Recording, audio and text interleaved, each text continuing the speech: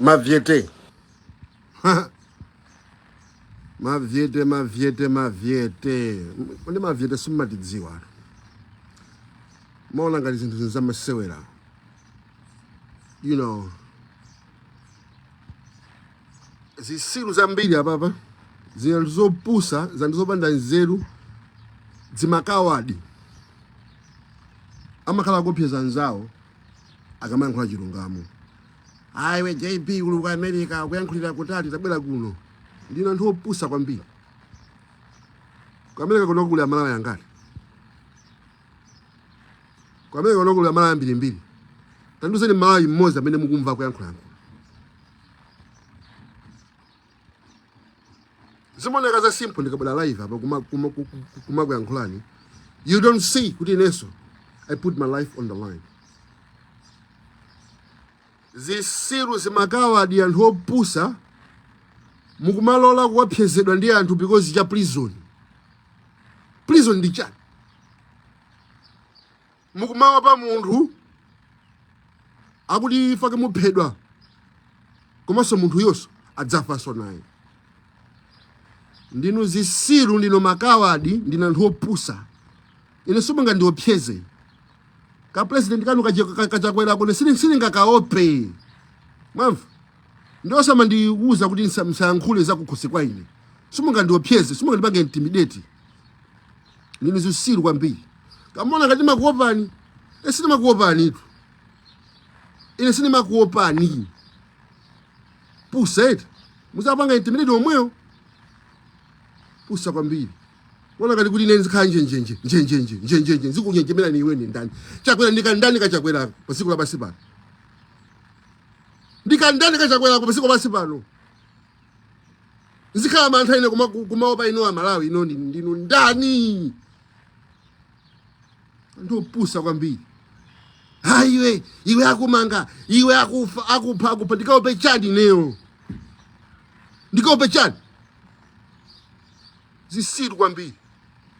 Kumangu yankhula uli ku America mundi ndani munthu mukumula ali ku America kuloka kuyankhula. Chinkala kama amakuonerera anitu anthu.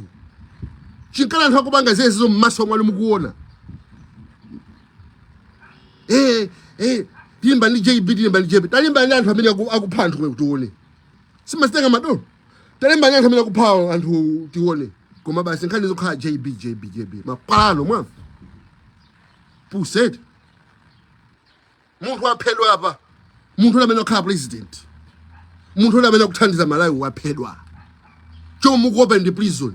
Ife tilibe lawyer ati ife. Machende anu. Mapala anu sopompo. Puseti. Inu zisiru. Maoba kufa koma muzafabe basi. Maoba kufa muzafabe. Munthu akankhwa chilungamo, wamisala iwe. Wamisala nawo na nkhondo. Wachamba iwe. Wotela ngati kuti ndi anthu anzeru. Munthu waphedwa uku kumalawi konko president wanu waphedwa kuti anakhala president waphedwa. Panyero pano. Iwe ungupangira faka uli ku America kuli kutali. Ku America ndikutali kuno. Kula malawi ngati kuno musavubeni muno. Thousands and thousands. Mamumva pa mayi mmozi ndi mmozi yemwe akuyankhula. Masa kuchipembera namphera kuti. Masa kuchipembera namphera kutiko. Siko kudu. Amaya kumene kuku. Aliso kuti. Ndimulanga dinemo wanga sema sodo ba danger. Kumene sinimaupa munthu. Kachakwera kani uko makaopa ndino. Ine sinimakaopa. Ndipo siningakanyengere. Kuli ujeni Moses kunkuyu so ni ndani so.